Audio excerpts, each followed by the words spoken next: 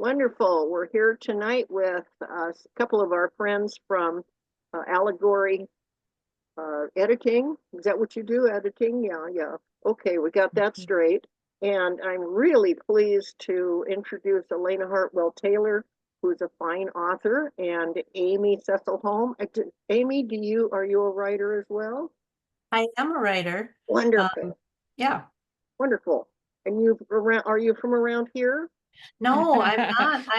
I'm far away from you. I'm in the middle of the country in South Oh, for Dakota. Pete's sakes. Well, we're going to have to Yes. make an exception for you because I want you to be on our local authors thing. I have a thing called Meet the Author, so we'll sneak you in under that. How's that? Anyway, tonight we're talking all things editing, and I'm so pleased that you guys could make it here tonight. And they've got us kind of a fun project while they're going.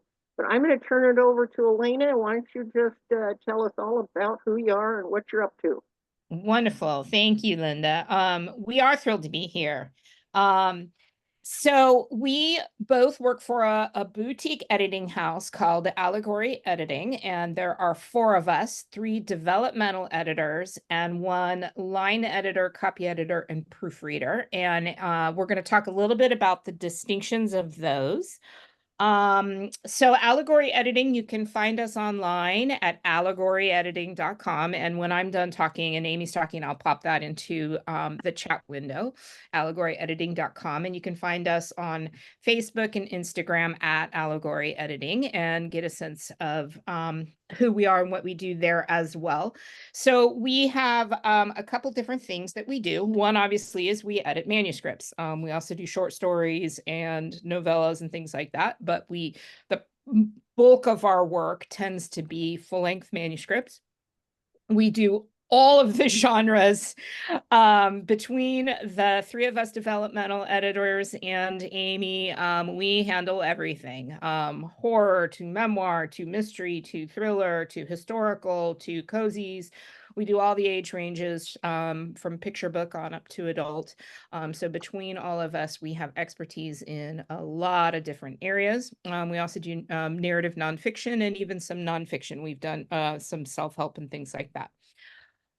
We also do classes and workshops. We have a monthly free event called Ask an Editor, which would be great to have all of you come. It's a lot of fun.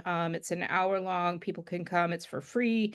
Ask any question they want about the art, craft, and business of writing.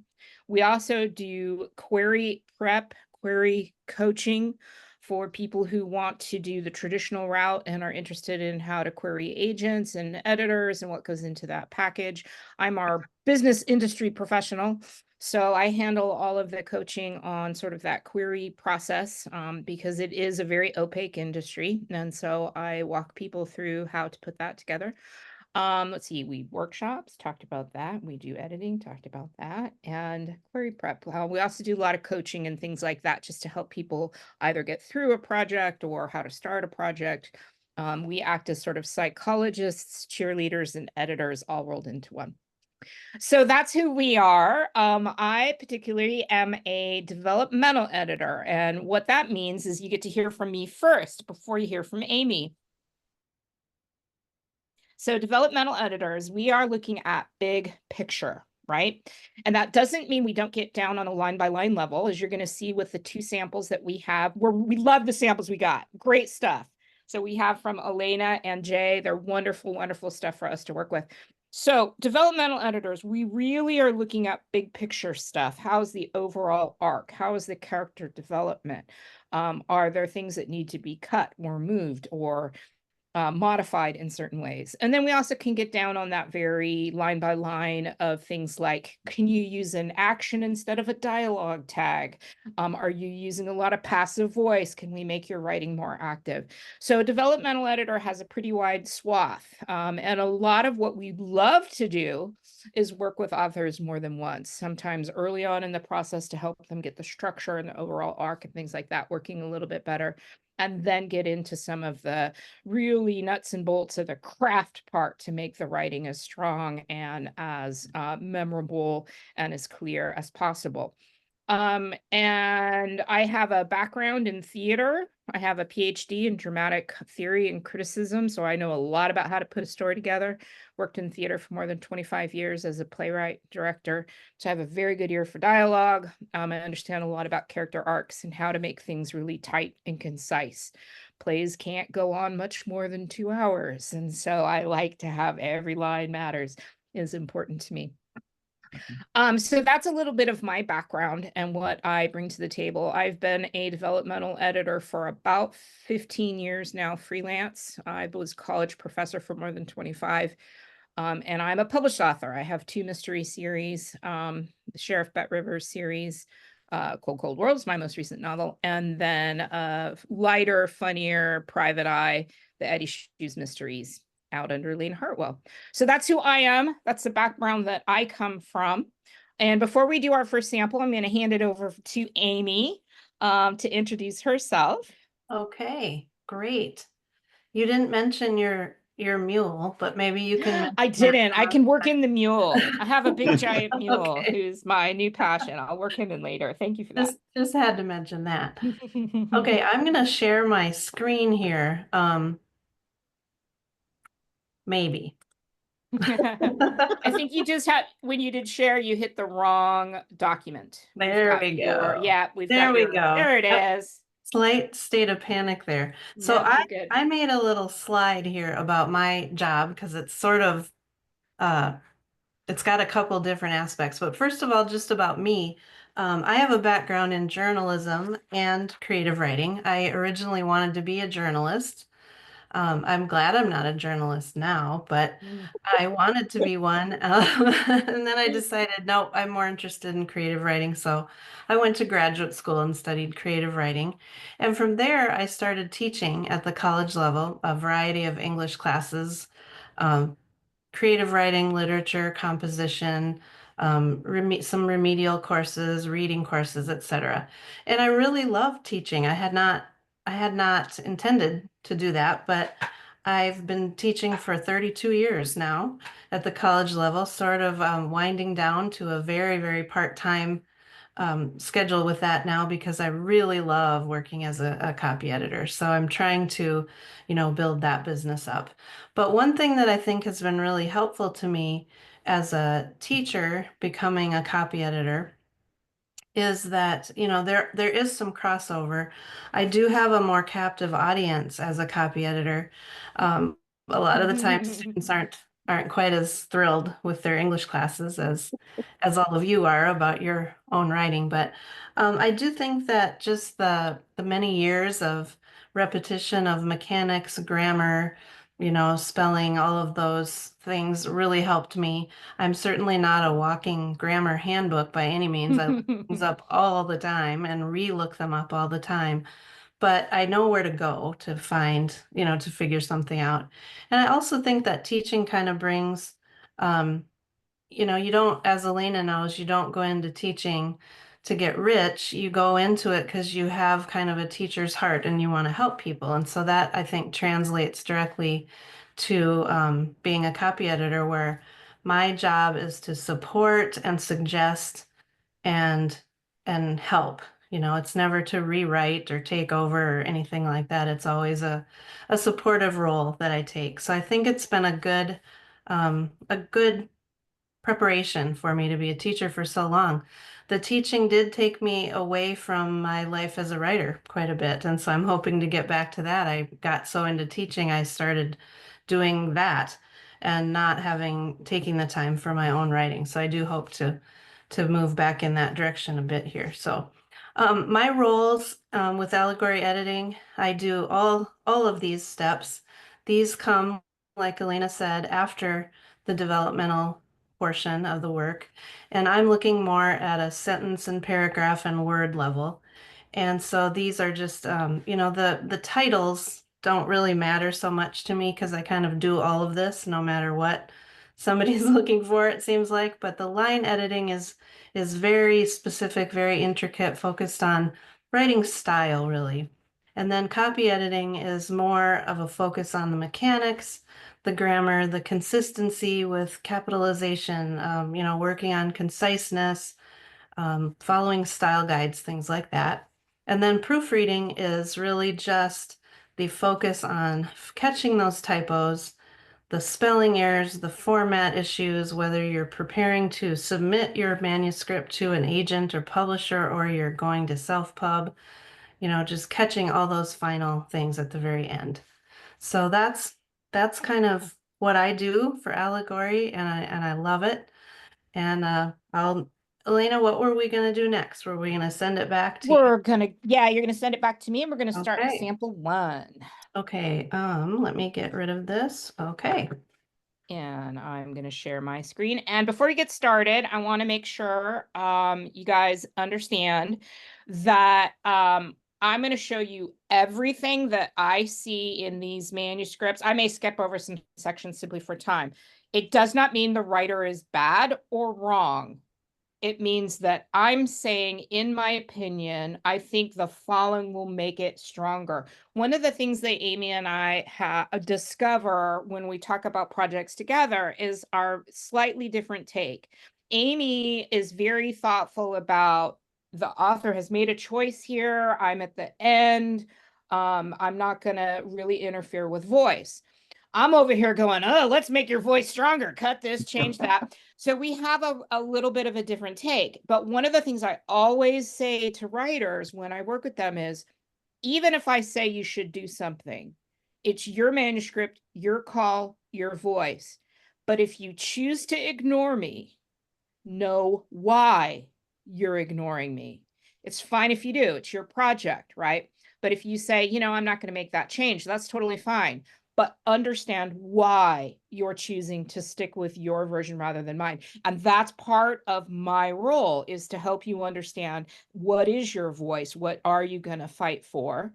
Right. And does that then give you a clearer reason about why you have something? And that may help you down the road as well. So just know that we really enjoyed both these samples. We're going to start with Elena's, the other Elena. Elena, I had a lot of fun reading your work. You guys should see a lot of red here. Chapter 1 crossed out. Amy, am I on the right page? Is that what you see? Mm-hmm. Okay, Yes. great. All right. So one of the things that I've done here is put it into a submission format. Okay. So if you're self-publishing, right, you're going to do all your own formatting. You're going to go through KPC or Ingram Spark or however you're going to do it. And your formatting is going to be a little bit different. If you're planning to do a submission process, a query process to agent and editors, we have some industry standard formatting. Doesn't mean you can't do it other ways, but if you do it the way that we do, it will be within industry standing format. And you have to remember that agents want ease of reading. So our formatting is going to make things really smooth. It's going to make it look polished and professional. It's going to follow into those industry standards. So that's what I've done here as a way to give you guys a chance to see it. So I'm going to sort of just pop through on why I made some of the choices that I made. And Elena, I will be sending you this document to you directly. So you will have a copy of all of my notes. So the first thing is chapter 1, and what I think was the title to the chapter, I've popped down here, industry standard, third of the way down the page, all caps, right, in the middle.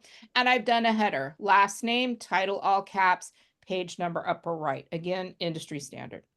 So if I look at the opening of this paragraph, oh, Elena, we meant to ask, my apologies, is there anything you want people to know before I start talking about your document? And it's okay if the answer is no, but if there's anything you wanted people to know before we started?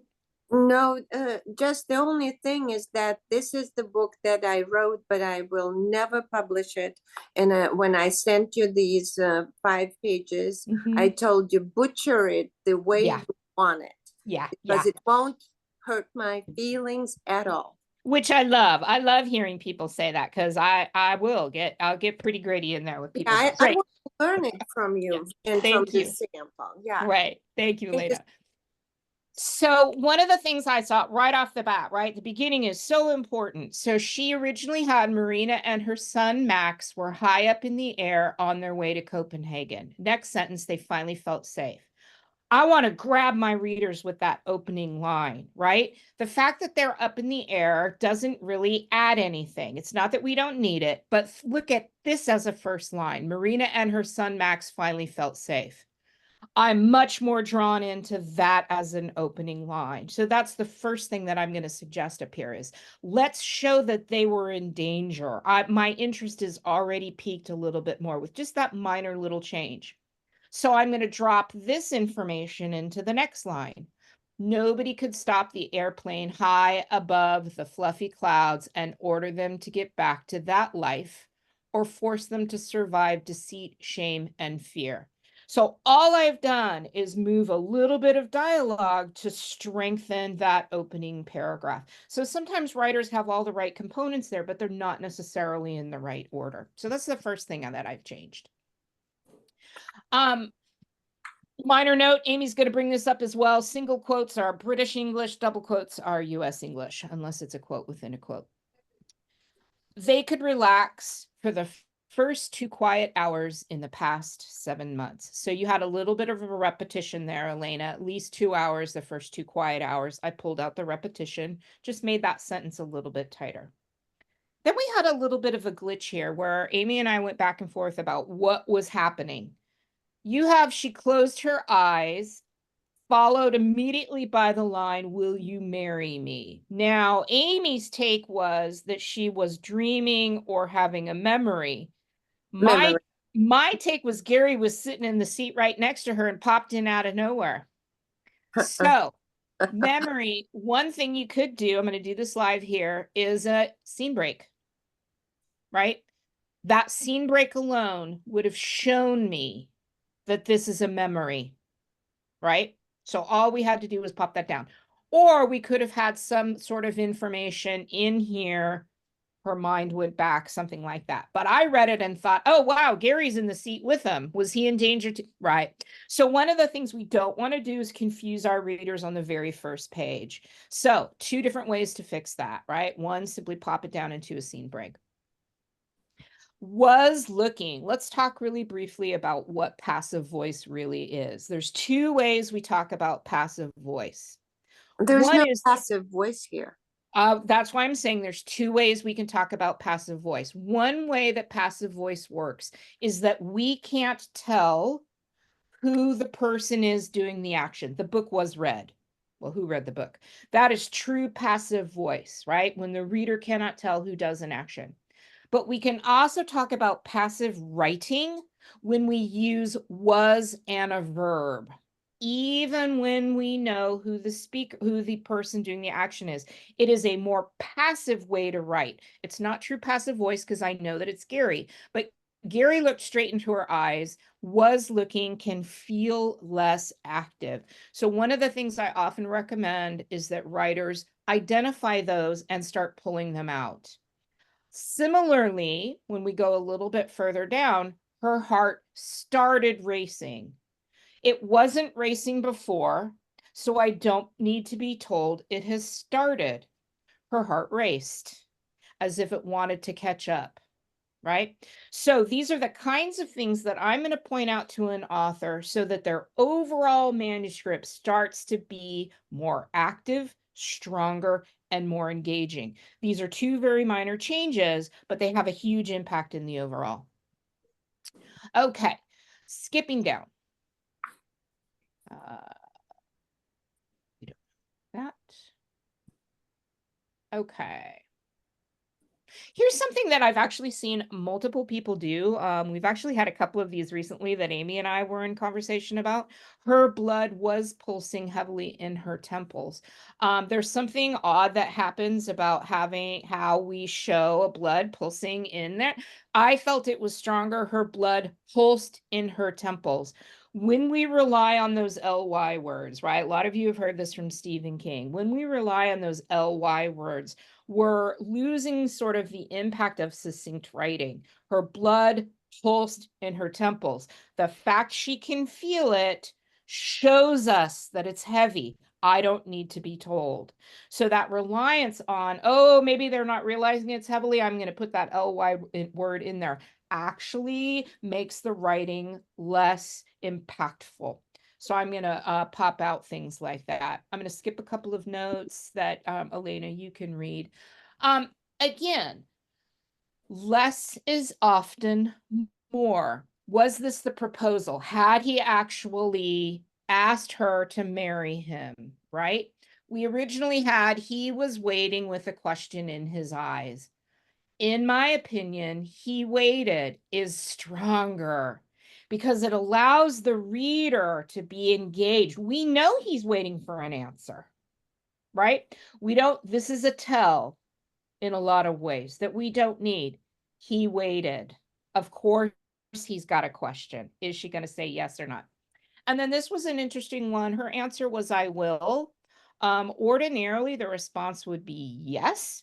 So I've made a note here for the author to think about it. If you wanted to go untraditional or unexpected or not how the usual answer might be, then I will works.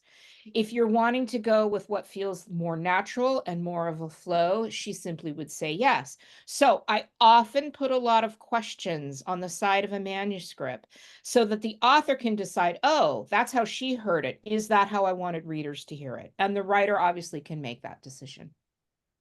Smiled. I cannot tell you how often smiled, nodded, and turned are overused in everybody's manuscripts. Everybody's manuscripts. They're the kinds of words that I flag so that in my own work, I do a search for smiled and I pull them all out. I do a search for nodded. I pull them all out, right? There's something that get overused a lot. So I tend to point them out to writers. I often just highlight them. This is repetitive. This is repetitive. This is overused. Smiling doesn't show us a whole lot, right? So that's the kind of word that I flag a lot. His eyes smiled and he gently squeezed her fingers. I like he squeezed her fingers gently. I don't need the smiled because it is an action that gets overused. And it just feels like a nice gesture that he's using that as how to respond. All right, I'm going to move on here. I have a big section I'm cutting, so don't worry. I'm not going to do all 7 pages at this pace. We'd be here a little longer. Marina thought. I want to talk about words like she saw, she felt, she thought, she believed, he heard. This is what we call distancing languages.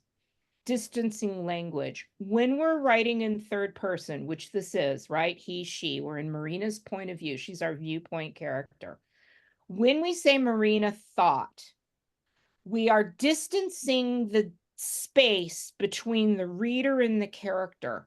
We know a thought comes from Marina. She's the viewpoint character. I don't need to hear she thought, she saw, she heard. And when we cut distancing language, it makes the reader closer to the character, and it's much more effective. Again, it's one of those very small, subtle things that can have a huge impact on the overall writing.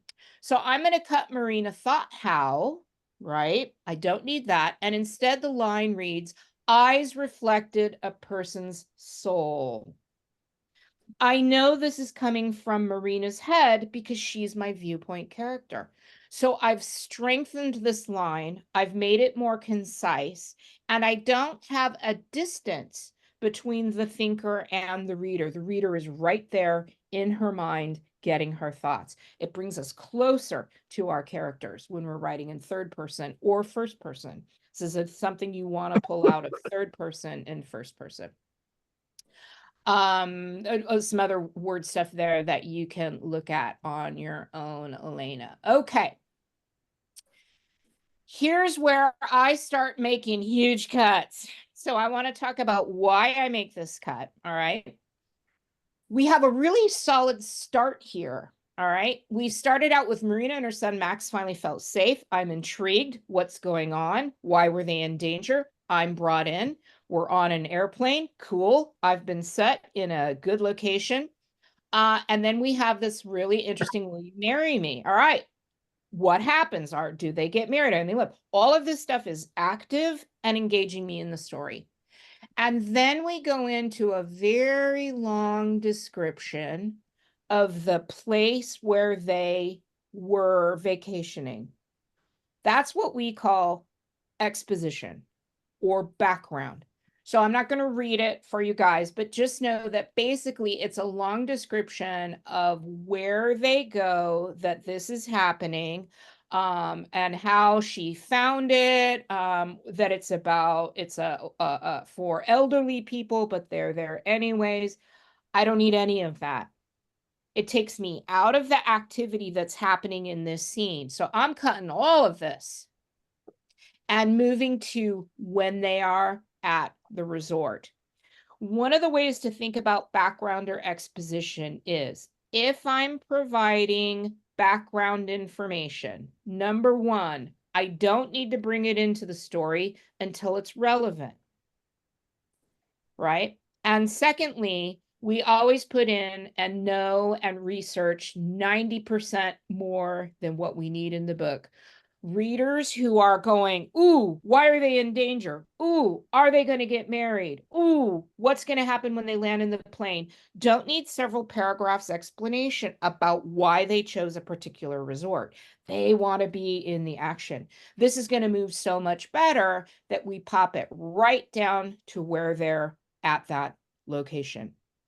If there's something I have to know, right? I'm going to work that into a single line in that active event rather than putting it all together in a series of paragraphs. So I cut all that. And then we get into a nice description. Elena, you have a really good way of describing what things look like. So I just have some changes to kind of clean up language. I'm going to let you look at those on your own. And then I will often do things like this is awkward, right? If I hit a sentence that's super awkward, and this is where that line by line can come in more than sort of big structural stuff. So here we have, but the view of the raging late fall crimson sun sinking into the lead dark waters of the Gulf of Finland was the sign of the level of importance of their secret love summit. To me, that's very awkward, very wordy. How's it a sign? How is it a signal? I'm not going to tell an author how to fix it. I may make a suggestion. Sometimes I do. But what I am going to do is say, this is awkward. How is the view assigned? Here's why I'm unclear. I recommend you rewrite this to be more concise. So one of the things that I do as a developmental editor is I'm going to flag sections or areas where I'm confused, where I think something could have more than one meaning, or where I think it's super wordy. And I love this. There's a lot of words, non-English words brought in and put in parentheses. A much stronger way to do it, and Elena, you're heading there here, is I'm going to butcher the pronunciation. It's a scoff for clothes, right? We're going to let context define the word for us. We don't need to put it in parentheses, right? We want to simply put it into dialogue or into a line of prose and let context let us understand what the word means. It's much stronger than providing, like in parentheses here, here's what it is in another language. Much stronger to simply work it into the dialogue, and we're going to figure that out through the context of the work itself. I think that's what I want to hit on this one in particular. Make sure I'm not missing anything. Yeah, that's the big one. So primarily what I come back to with this one is that there's wonderful events in here. We want to stay focused on those. We want to cut anything that is expositional, especially if it's multiple paragraphs, and we're going to tighten up that language to make it even more engaging. Any questions about mine? Amy's going to do a copy edit on the same material. Let me stop the share. And before we move to Amy, are there any questions about that particular piece and what I was talking about? Going once. I have a Yes. quick question about Sure. the exposition that you cut. Mm-hmm. I know, so sometimes I've had exposition like that, but I'm doing the deep think character, and it's almost like the exposition is the character is thinking this in her head or trying to figure it out. So it's almost like you're hearing her thoughts. Yep. And is that different enough that it could possibly stay? Yeah, so Or- here would be probably how I would suggest you think about it, which is, can you do it in a sentence? Right? Can you do it in a sentence? The number one thing when we're working in that exposition is how little can you actually include? And if you are including it, why does it matter in this moment? What is it bringing to the story that's moving the story forward? Everything that Elena had in here was interesting, right? There was nothing wrong with the writing. The writing was fine. The problem was it took me out of the action, right? It took me out of what I, as a reader, was engaged with and curious about, and gave me kind of a background that I didn't need. It didn't change the actions. It didn't change the events. It just simply stopped me and I got all this sort of background. So if you're saying this is building character, this is in the character's head, this is or in their thoughts, if the thoughts are active, right? If the thoughts are oh my gosh, is it this? No, it's that, right? The character is actively deciding something or sorting something out or determining if it's dangerous or determining what they find beautiful, right? That's active writing about their process. Then that would probably be fine. But if it's multiple paragraphs of that, I probably am going to go, this has gone on a really long time, where you've pulled me out of action into this sort of thinking. Does that make sense, Jennifer? That makes total sense. Thank you very Excellent. much. Yeah, absolutely. The reality is we need 10% of what we think we do. Readers just don't need a lot of background. You only want to include what's moving that story forward.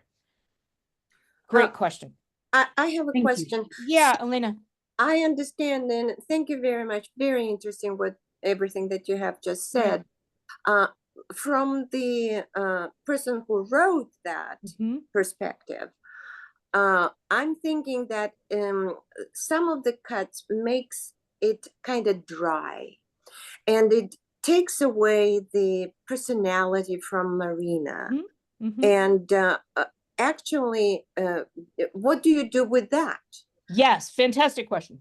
So one of the things you can do when you're either identifying your own, where you're like, wow, I've done a lot of exposition here, or where an editor like myself has said, just pull all this out. Pull out a sentence. You pull out that one sentence that's beautifully written and has that character voice, and you pop that in, right? And then a little bit later, you work in some of that, like you've got great descriptions in here, right? So do that when they walk in the room. Use that voice, use that description, but you're integrating it into that active scene. So that's why I always say, you're going to cut this out and then put it in a file somewhere, right? So that when you're working on that chapter, you're like, oh, I have that one really good sentence, right? Where she describes the outside of the building. Great. They pull up to they pull up in front and you pop in that wonderful sentence, but it's not 3 paragraphs. Okay, and the last question is, so they're from 2 different cultures. Yes. And the contrast, because he's in her memory visiting her culture. Yes. And then she's on the plane going to his culture. Yes, and which I love. Important because there would be a contrast. So if I take that whole thing about that old people's rest, not really home, and not really a resort. In between, then it will be lost in the contrast. Nope, it won't, because you're going to do the same thing. You're still going to show how he's different, but you're doing it in the scene where they're together. He doesn't know the name of the wardrobe. He's never seen that before. You're going to work that in. You're going to talk about in an active dialogue. Oh, this is for older people. You're going to integrate it into the scene, and that's not going to cost you what's distinct about them. Yeah, but the little piece about bribery, that I thought it was very important, because that would be connected, because you didn't Yep, Re- and so you put it in where it matters. Okay, You put it in a scene where that difference matters to the story. Then okay. it's fantastic. I would just have to move Yep. it over Yep. there. Okay, I got Yep. it. Thank you. Yep. You always want to think about how does this move the story forward, regardless of your genre. Okay. Regardless of your genre. How does it move the story forward? Oh, this is a really great piece that shows a distinction between them. Great. Where, when they are together, does that happen? Mm-hmm. And it's not in exposition, right? Okay. It's in a, yep, great question. All right, Amy, are you ready? Yes, yes, yes. Let me get back to my stuff here. Okay, so this is so interesting because, you know, Elena and I haven't really looked at each other's here, and so it's really, really very interesting. Mine is formatted so that my changes are not showing up in line, they're showing up in the margin. Is everybody seeing mine okay here? Mhm. You see it? Okay, so mine looks a little more, it looks a little busier, I think, than Elena's, and I realized I should have left my changes so you could see them in line instead of in the margin, but I didn't. So this is really interesting to me because, like Elena said, when I am doing my work, it is very far along in the process for the writer. And they've either come to me for a copy edit because they've reached that stage on their own, or they have worked with a developmental editor on all of the big picture things that Elena, like exposition and character development and plot and, you know, all of that. And so she's right when she says that I often will, well, all the time will think, okay, this is already how the writer wants it to be, basically, like the skeleton of it, the characters, the order of events, things like that. And I would always mention to a writer if something seems, you know, unclear or, you know, not working for me as a reader, even if it's a developmental kind of suggestion. And I do make those sometimes. But for the most part, I am looking at what is here and how I can help you polish it and shape it. Um, and Elena mentioned that she'll flag things, but not, you know, not like that one sentence, not offer how to rewrite it. Well, I often do offer not within the text, but in the marginal note. Here's a possible way you could edit this and just give an idea or something like that. And so I found that so interesting to think about. It really is a difference in how we approach what we're reading. Elena, with all of her developmental knowledge, is looking at those big picture things, and she's also catching a lot of copy editing type, you know, issues and flagging those. With a copy edit and proofread, you know, when I'm working for a writer in that way, my goal is to catch and fix every single thing that needs fixing in terms of mechanics, grammar, spelling, something unclear, something wordy. Whereas, like Elena said, she's just going to flag it if it comes to her as she's reading it. And so it really, it's becoming more and more clear to me as I sit in on these workshops and think about this, how the initial approach to pieces is really very different between these kind of jobs. And I can see why I'm coming in later and why a developmental editor is helpful very early. So anyway, just really finding this interesting. So with mine, I did make an assumption that Gary was not on the plane with Marina and her son Max. And so I added or suggested that the writer could say that Marina closed her eyes and dozed, although now the writer has confirmed it's a memory, it's not a dream. So just she closed her eyes would be fine the way it was. And I liked these first three paragraphs here with Marina and Max. It established a sense of you know, suspense and curiosity for me, and that they were escaping. And so I felt very intrigued and wanted to move into the story. So I too added the white space to show where the memory takes place there. And then I went through and marked some various mechanics things. One of them is in this fourth paragraph that starts, "Will you marry me?" We have the sentence, it was unexpected. And then we have a list. We said we have here, oh no, this isn't where the list was. This is where I tweaked the phrase, she was not sure the words were real. The writer had said she was not sure that he actually said that. And often when I'm working on sentences, I look for repetition, accidental repetition of words like that and it and things like that. So she was not sure the words were real. I felt like that would be a good replacement, and it means the same thing because, you know, as editors, we're never wanting to change the meaning of what the writer intended. And in fact, I very rarely will type something totally different and new into somebody's manuscript. I'm usually working with what's already there. So on this page, I just kind of tweaked. You can see a lot of deletions. That's usually me working on conciseness and wanting to make sure that every word has a purpose and that everything is tight.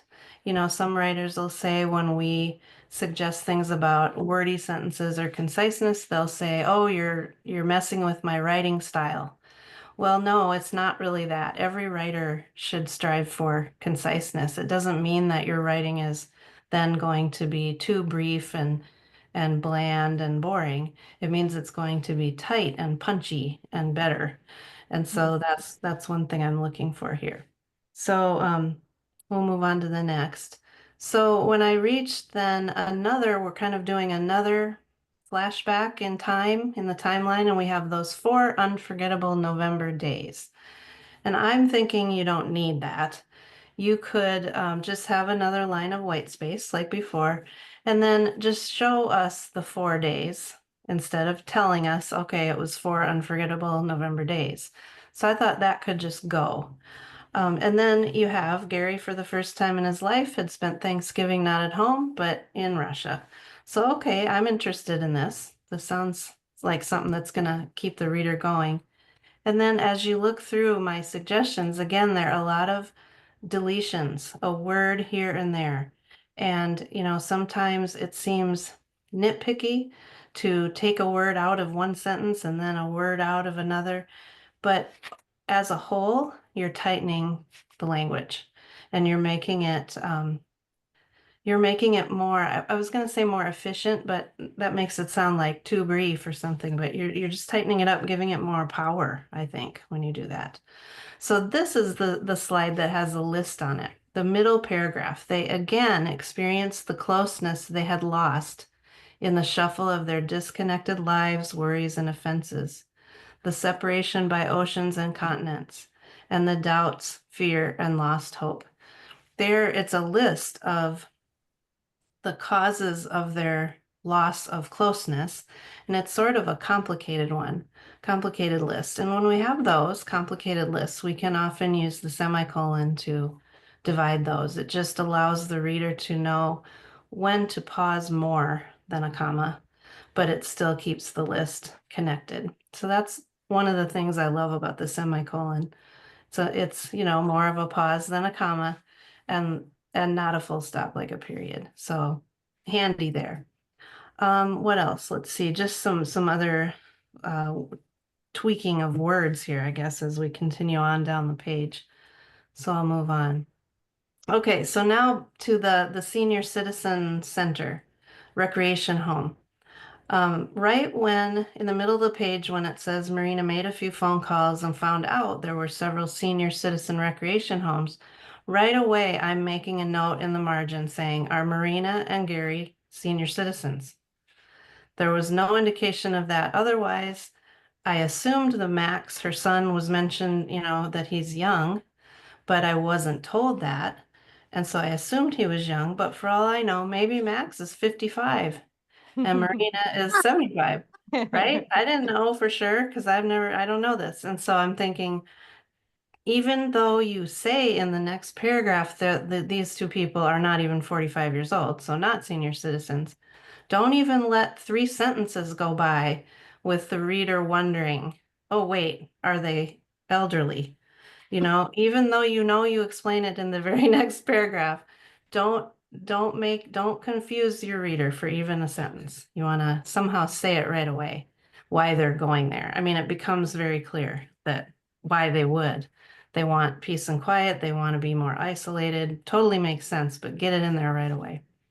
And then I just mentioned that when it's mentioned that the homes are about 30 to 50 miles north of St. Petersburg, that 30 to 50 stood out to me as sort of informational, like too informational.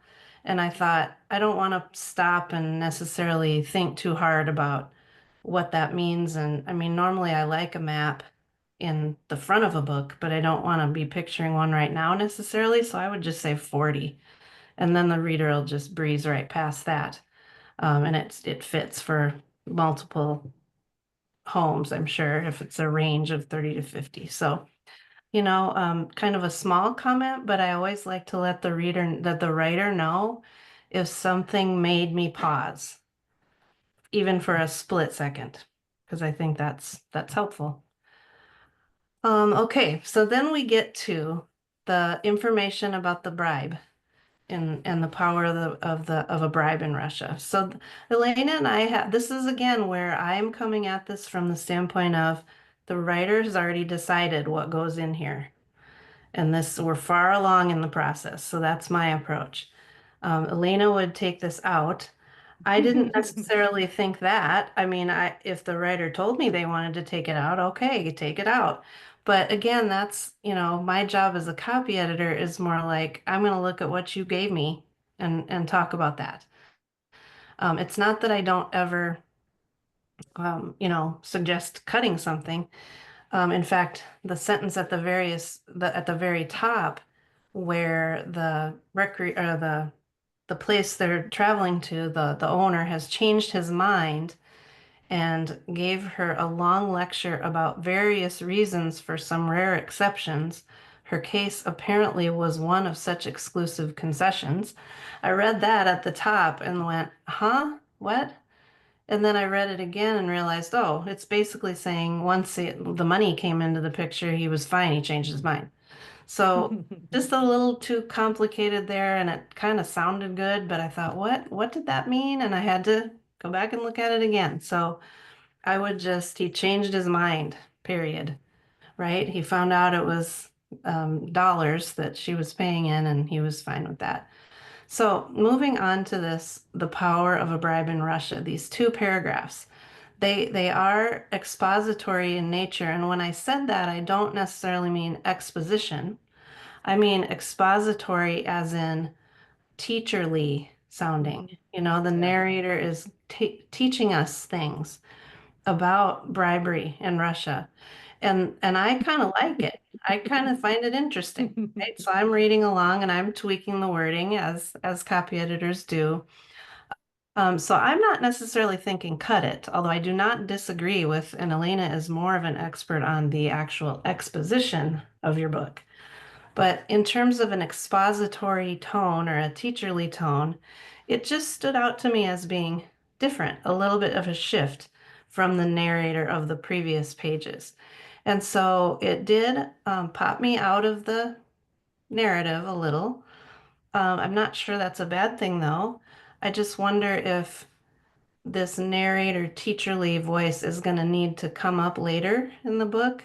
And if so, because the author obviously knows this information, and so then the narrator is speaking about it, does that narrator voice need to show up right away, maybe, so that the reader's ready for that? And then it wouldn't pop me out of the narrative as much. So that's just a different take on that, and it's from a copy editor. It's not from somebody who's looking at the whole story arc. So remember that. It's a little different. So I noted it. I also noticed that when you say things like sell them like hotcakes, which is a cliche and probably should be omitted. I mean, the only time cliches really work, in my opinion, are in dialogue, if your narrator voice is very distinctive and speaks in cliches.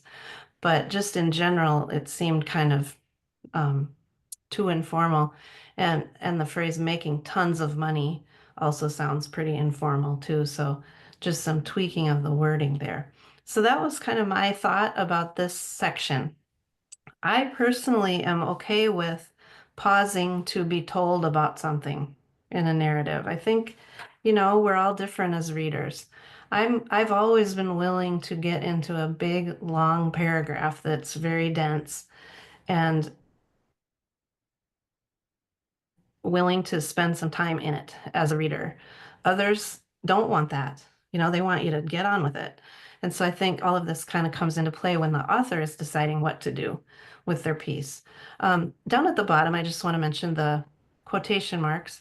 I became kind of confused with thinking about, you know, not knowing anything about Russian. And so I kind of left it. This would be something I would ask my client about, you know, is there some reason why this one Russian word has an apostrophe at the end? You know, is that part of it? How does that work? And then I would suggest, you know, when you're writing in English, uh, double quotation marks are used unless you're doing a quotation within a quotation. So there could be some tweaking that would need to happen with that. Okay. Now we get to the stuff about the grandparents, and this was part of what Elena cut, I think, right, Elena? This was gone. Yeah. And to be clear, it doesn't mean it can't be in the book. It just means Right. now wasn't the place for it. Now Yeah. wasn't the place for it. And I don't disagree with that at all. And I certainly, you know, think that's a good idea. It's just, I'm just trying to emphasize from my perspective, this is where it is. Yep. And so I'm not a developmental editor. I assume you figured out this is where you want it. And so I'm looking at the paragraph here, but I did suggest that it got a little long. And I started to think, why am I being told all about grandparents and their children when the only thing about grandparents that seems relevant here is that they're going to have their rendezvous at a place where grandparents are? And so by that point, I was starting to think, you know, I don't mind a densely detailed paragraph, but now I'm starting to think, why am I reading this? It's a little much. And so that was, you know, my feeling about that. And so I thought you could cut that gray part right in the middle and get rid of that. So as a copy editor, I will suggest cuts. I obviously cut a lot in terms of looking for areas to make the writing tighter and more concise. And so that was my response to that section.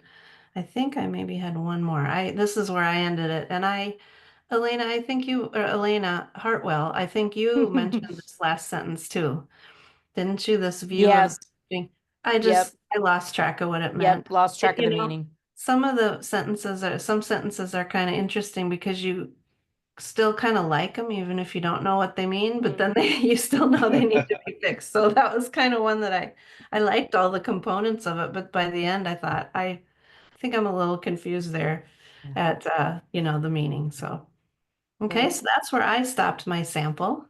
So Linda, quick question for you. Yeah. We can end here and do questions from the audience, but we do have one more sample we can go through fairly quickly. Are we okay to run a little longer? Well, this is what I was just gonna, when you did this, I thought I'll pop in there real quick and say, we usually go for a 1 hour session with this. However, this is so fascinating. Those who have time to stick around may like to do so. And Right. if you must leave, nobody's going to take it as an insult because, you know, we have schedules. And there will be the recording that you can watch the rest of it, you know, once that's uploaded to YouTube. So, Right. you know, whatever you as individuals need to do. Me personally, I'm sticking around. Right. Awesome. Thank you. Yeah, thank you. All right. Jay, I think you're here. You still here? Yep, there you are. We're gonna do your sample next. Is there anything that you would like people to know before we get started?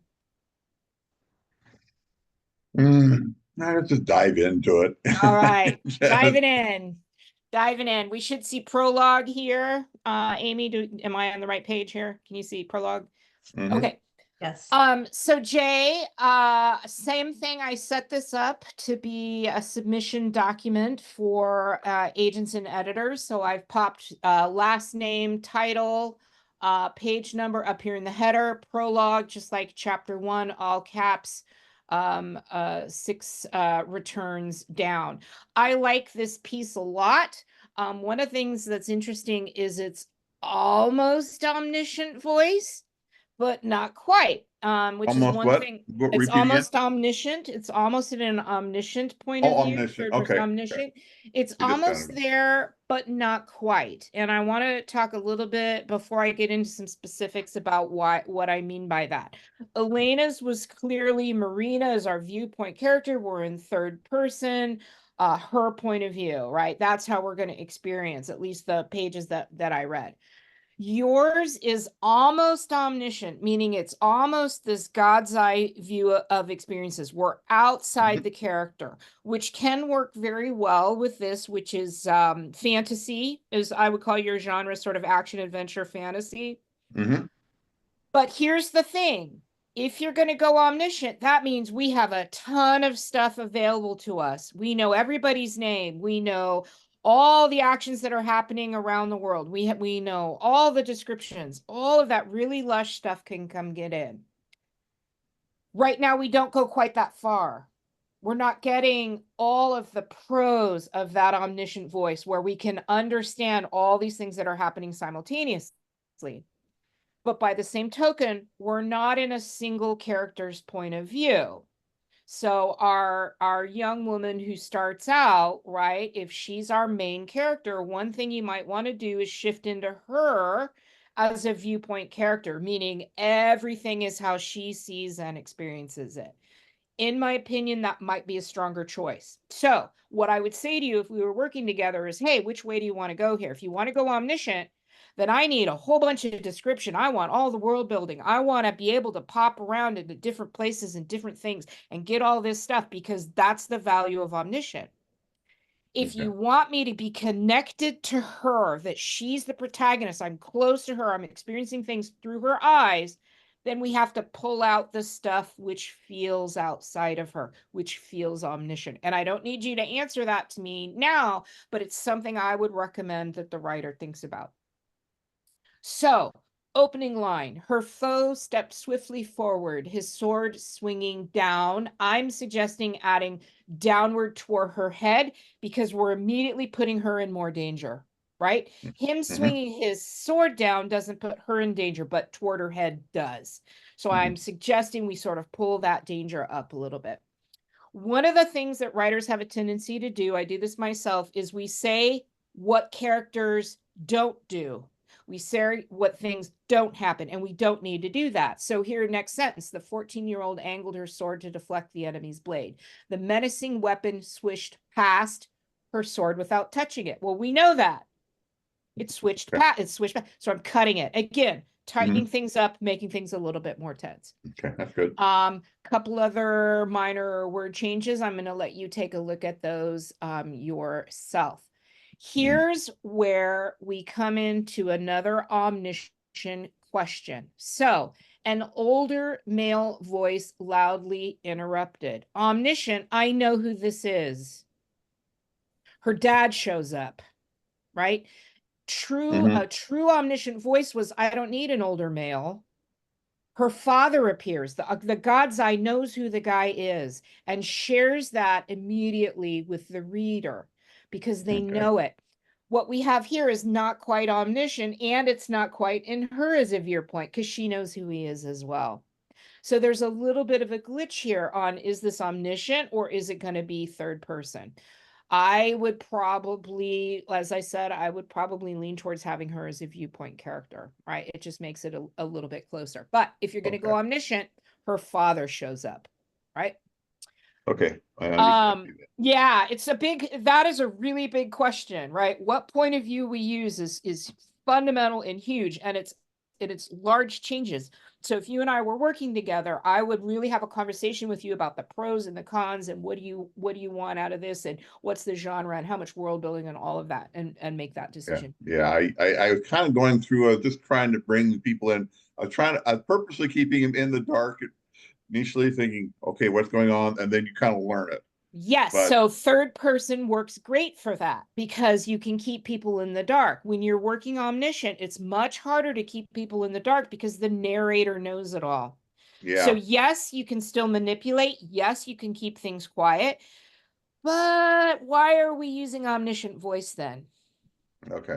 right? So that's part of why I would say really think about what kind of viewpoint you want to use here. Yeah, I'll probably push for third, probably. Yeah, I would play around with rewriting it and see how you feel. You can always go back to omniscient, but if you're going to go omniscient, you got to go a lot further. Okay. Okay, couple other lines I'm going to let you take a look at, just tightening things up. It's interesting when they keep talking about father. Yes, father. I thought it was going to be a priest. And I find out later it's their biological father. So that's one of those little glitchy things where, because we're in omniscient, we would already know it's the biological father. And if you keep it her, even if you keep it her, I would want to know that's who this is, because I think a lot of people would see father like this and think he's a priest. I assumed he was a priest. Okay. Yep. Yeah. Yep. So that's one of those where information you'd want to pull forward. Let's get into some more of the larger stuff here.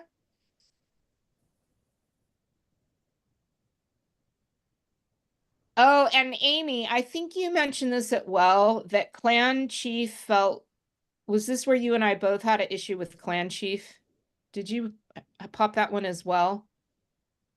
I did mention the Yeah, word clan. it feels like In like American KKK. culture calls to mind. It has that Yeah, back with it that of the clan KKK. chief. So We both kind of had of a, oh, the clan chief felt a little, you got to be careful in the US about how you use the clan. I know what you mean, but if it gets set up a little bit better as a title, we won't have that glitch. Amy and I both went there. Here's an example of where I would take a wordy sentence and make a change. The cool fall breeze from the towering mountains to the west invigorated her, encouraging her to maintain her fast pace. That was the original line. Mhm. I'm suggesting the cool fall breeze from the towering mountains to the west invigorated her, pushing her pace even faster. It's Good. shorter, it's more concise, it's more active, right? So those are the kinds of things that I'm gonna be suggesting. That's what I like to see. Yeah, right? Yeah. Oh, yeah. Let's see I here. consider the whole thing is too long, so I have issues trying to cut things. Wordiness, yeah. And Amy, I know Amy's gonna have some suggestions about wordiness as well. Couple minor word stuff. I'm going to scan through here. So here's another omniscient issue. So you're writing in omniscient, Lila's mother. Omniscient voice knows her name is Mila, right? Mila Yeah. side. Yep. So things like this where we're popping out of both her viewpoint or a God's eye viewpoint, we're distancing our reader from the experiences again. So that's another one of those where I would just give her her name. Okay. Hint of a smile, lots of smiling inside, right? We are all guilty of that one. Yep. I do that too much. Yep. And Yep. nodding. We all do. Yep. Lots of nodding. Further with a U is metaphorical. Farther with an A is physical distance. It's a really common error that I see people make. Yeah, I do. Here's a little formatting thing. When you have a single individual speaking and then having an action, the older woman took a deep breath, and then speaking again, that's all one paragraph. We don't put the action on a new paragraph if it's all one person. It's part of how readers don't have to wonder who's doing what and saying what. So I pulled this separate paragraph off and popped it up so this becomes all one paragraph. Yep, good. Yeah, that's fine. That works great. Up, smile, turned, right? Lots of those that I'm popping out. I do turned a lot too. Yeah, it's when I do too much too. One of the things we want to be careful with is how we use dialogue tags. He said, she said, he asked, they asked. Those disappear for readers, although you want to be careful about not having too many dialogue tags overall. But when we change to things like murmured and screeched and squealed, they pop out for readers. And context can show us that without having to be told. But here's where I get to an age range thing. If this is middle grade, I would keep them. I would keep screeched. I would keep murmured. I would probably keep some of those if it's middle grade. If it's older than that, I would cut them. So that's going to be an age range thing, because we tend to, we let things pop out a little bit more for middle grade readers. So this would be a conversation where I would say, what's our age range here? Is this a middle grade, or is this a young, even a young YA? I would probably pull those out. Yeah. That's a little bit repetitive. Those are all language changes. Okay, one more wording is here that I made a change. Lilla recalled her mother's earlier words about grandmother Tilia becoming more than a wise woman. It was not her choice to also become a warrior. Rather than separating this out, I'm going to integrate it. It was not her choice to also become a warrior, her mother had said about grandmother Tilia, but a necessity. Okay. So what yeah. I'm doing is I'm integrating the thought and the connection to it. I'm pretty, yeah, now we're about down to the end here. And then the final line. Yeah. The final line, becoming a warrior wise woman now appeared less attractive and no longer a choice. I'm going to tighten that up. It's the final line of the paragraph. We want people to change, turn the page and read, becoming a warrior wise woman was no longer a choice. Much stronger, just taking out that little section. Great piece. I would read more. You and Elena both have wonderful voices, but I like this a lot. I like this a lot, but you have two sort of big things to think about. Omniscient, in which case I need a lot more world building, a lot more detail, a lot more God's eye, know what we're going on, in my opinion. You want to be closer, you want to be action adventure, especially with YA. Really think about third or even person. You can even think about person. Yeah, I do mix it up. There's some parts later on that go really omniscient, where I kind of insert some pieces in there that I don't even, they're kind of like an insert of a page. They basically, it's very clear what it is. It's not people's thoughts. It's actually, it's kind of like when you start the 5 chapters, someone will have these little short pieces that say that they're from almost outside of the story, but someone looking into them. I have these short pieces like this. Basically, they are it's kind of like this, taken from a page of a book, a history book is what they are, of from this world, and it kind of explains some things, and then the whole, but that's at the beginning of each part.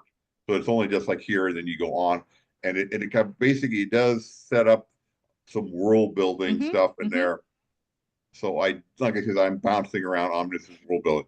So what I would tell you is, if it were me, I would play around. One, you keep those as is, but then all the chapters are in first person and we're in her head and we're with her and it's super active. And then we have these fun inserts at the top of each section where we get this omniscient feel. That might work great. Or integrate that voice into everything so that we have a very omniscient sort of feel overall. I think either of those could work great, or just rewrite in third and see if you can kind of meet it halfway and integrate a lot of that world building into that third person point. Any of those is going to work. What you have right now is halfway in between. Yeah. Okay. Yep. I'll get there. Yeah, you will. Amy, you want to take over and show us some copy editing?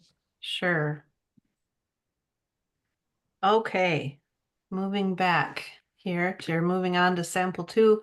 So I really enjoyed this too. I enjoyed both of these pieces very, very much. And this one, grabbed my attention right away. Although as a copy editor, that's not necessarily what I'm most focused on. I'm looking at your sentences and your words. But I did see a lot of sword, and sometimes I will point that out to a writer just because sometimes we don't see that. And, maybe there is a way to get rid of some of them, or just even taking out 1 or 2 out of 5, could make it not jump out at somebody. Right. So, yeah. That's one thing I noticed there. And then just a couple of punctuation things, which you can see here. At the very bottom, I didn't think that it needed to be that the ring was etched out in the sparsely vegetated dirt, maybe just etched in the sparsely vegetated dirt. So just some minor Yeah. things there, punctuation wise and word choice wise. Whoops. Mhm. I don't know why it's not letting me go forward here. There we go. I gotta make sure I didn't just skip a page. Oh, okay. So, on the next page, I noticed, and it's very, very subtle, but at the end of that first paragraph, if anyone thought her odd for her boyish behavior, they did not openly speak of it. It would have been impolite to speak poorly of the clan chief's daughter. Just the repetition of speak, and so again, very minor, but if you do that a lot, somebody might notice it. Some reader might notice it. So I thought you could say something like, they did not openly address it. It would have been Yeah. impolite to speak poorly of the clan chief's daughter. And I did mark something about the word clan later. So I do agree. When it's mentioned, I don't think I noticed it when it first was mentioned as clan chief because I was so much in the setting of this world. But then maybe when it was said again a couple times, I thought, oh, is some reader going to think clan and that's going to bring up that Yeah. Well, connotation? that's why I didn't use K. I Well, just, no, Yeah. of course yeah, not. I mean, But so these, that's what I think of it differently, you know? yeah, You yeah. And know, I and think I of it think, in our world, we always have the Scottish clans, that's Yeah. what I grew up with. I'm Yeah. right, from Scotland, some ancestors, we had clans.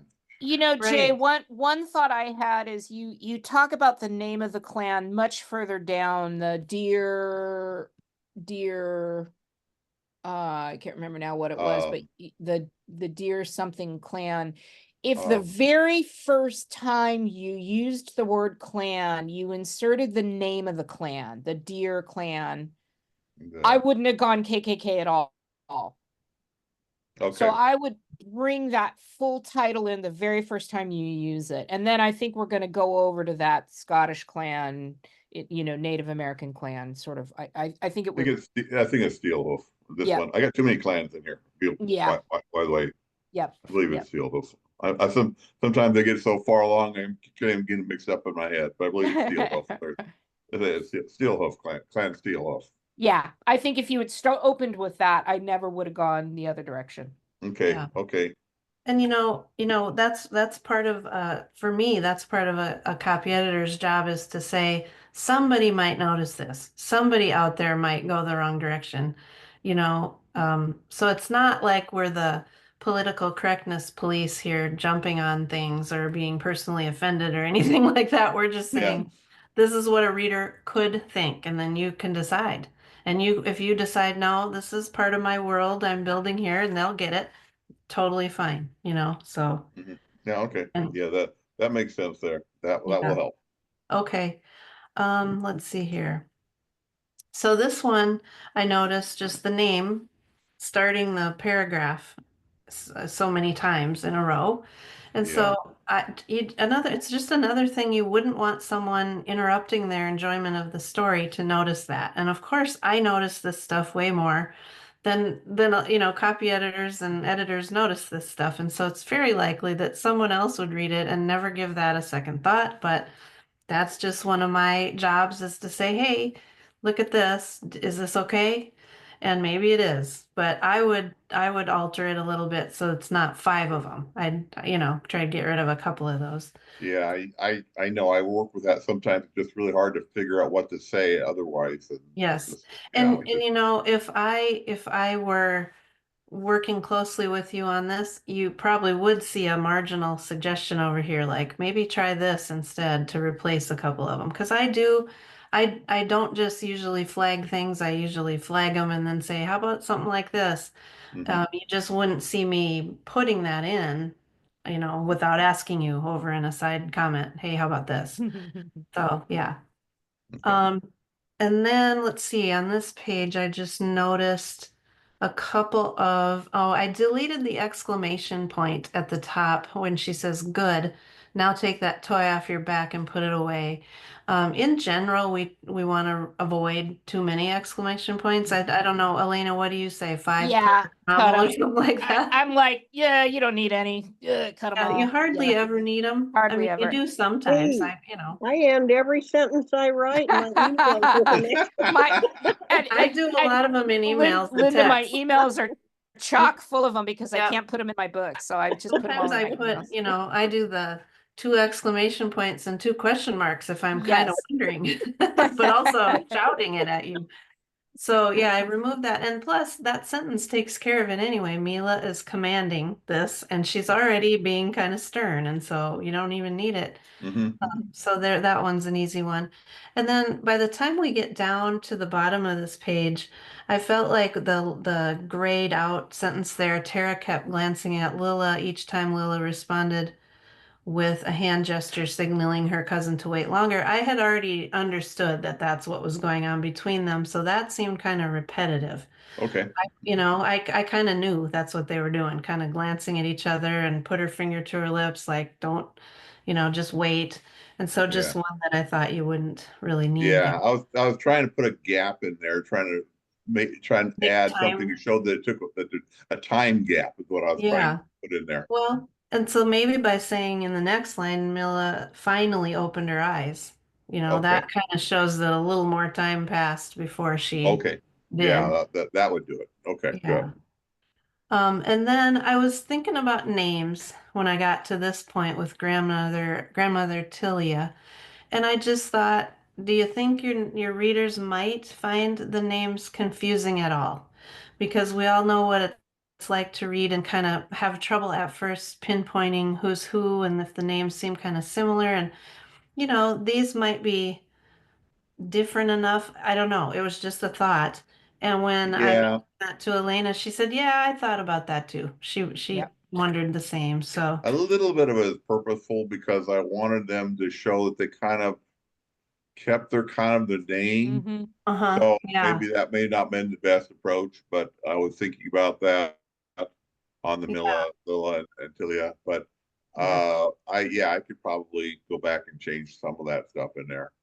Well, Even or if that, you like switched some Y's out, right? Like maybe it's Mila and Lila. Like that, even just a little bit of a modification would help them feel not quite so similar. right. And Yeah. you could also, once you get, I don't know how far you are along in showing this to your writer friends and beta readers and people, but you could just ask, kind of take a poll. Yeah. Does anybody find that these are too similar, or did you not notice it, or whatever? Tilia only comes up in a few spots. That'll be easy to stage out. Okay. The other Mila's is Mila's is just that one is in a little bit more. Lila's everywhere. Yeah. Okay. Okay, yeah, that's like everywhere.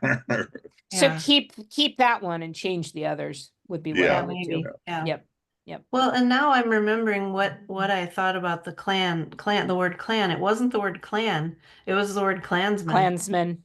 That was the one. I didn't Yeah. think of it until I got here. And yes, I know it's not with a K, but maybe just her fellow, what else could you say instead of clansman? I mean, yeah. You see where clan, I run into those Well, problems. you don't Yeah. need Klansmen there, just keeping her community safe, Her keeping community safe. her people safe, Her keeping people her safe. That would family be safe. good. Lots Yeah. of ways to get around not using Klansmen. Yeah. I think that was the word that Yep. stood out Yep. instead of just clan, because I don't remember thinking it when I saw clan chief. I don't think Yep. that Yeah. bothered me much, but And you can just say keeping her clan safe. You don't you need to could. say I'd get rid Absolutely. of Klansmen. I would Just definitely get rid of keeping her Klansmen. clan safe. I like Yep. that. Yeah. Yep. See, 2 heads are better than 1, right, Elena? They always Combine are. here. Yeah, so They I always I are. really enjoyed this one as well. I'll send you this back, or Elena will send you it back so you can look at the little punctuation things and all of that. But for Right. both of you, Yep. Elena Yeah, and yeah. okay. I will So- have to work on that Klansman because that is everywhere. I would pull it out. I bet you can go with clan a lot of the time. Yeah, I do too. Well, I'm talking about people. And I'm But that's switching between Klansman and acquaintance. yeah, but that's okay because it can still mean both. And you could just shift instead of using Klansmen, right? Which also genderizes as well, and just go with her community or her people or, Well, you well, know, I the do rest of I the, do clans women too, though. So Oh, I don't, yeah. I do separation to say men Yeah. and women, and that's how I do it. yeah. Yeah, anyway, I'm trying to differentiate the different groups that are coming in there because there's going to be the Lithicans and then there's, Yeah. and the townsmen, and there's so many different terms. So I don't have any problem changing it. Just want to make sure that I'm being clear to my readers who I'm talking about. Yeah. Yeah. Yep. And Well, fantastic. Are there questions that we can field for any of you? I think I've caught up with everybody in the chat window, responded over there. Any questions from anybody about any of what we talked about? well, thank you. I really liked it a Yeah. lot. And both of them were very, very interesting stuff. I Good. learned a lot. Some of the stuff I Yes. do, and some of the stuff you point out in mine, I actually know it. It's just you don't see it. Yeah. I do have writing groups I work with, and I have one woman, and when we edit each other's work, Mhm. we're editing, we're approaching them both the same. Some of our edits are just similar. I'm editing stuff she does wrong that I do wrong, Right. and she catches mine wrong. But we're not It's seeing it in our own. so hard to see it in your own work. It's so hard to see Really it in your is. own work. Yeah. Yeah, it really is. It really is. So, Well, fantastic. if I send you my short story and it's perfect and you can't find anything to change, does that mean I don't have to pay you? Linda, if you send it to us and we can't find a single thing, I will give that to you for free. In Yeah, 15 years, I've never seen it. You betcha. Oh, You betcha. Okay. Yeah. Well, this has just been such a delight. I know Amy and I both just love coming and talking to writers about what we do and what we see, and you know, both samples were just wonderful wonderful. stuff to dig in. So Yes, thank you both for submitting your samples. That's not easy to do and you know, to share your writing that way. So I really appreciate that. Well, thank you to both of you for coming and sharing with us, because that's a lot of work. And I do hope you get something for yourself out of this, but it's Oh, of true, that's a course. lot of work and energy that goes into this. So thank you so much. We appreciate it. And Just I hope to responding have to this up on YouTube soon. I'm gonna go ahead and stop the recording so that people can swear and thank Well, you I and, hope I didn't swear before.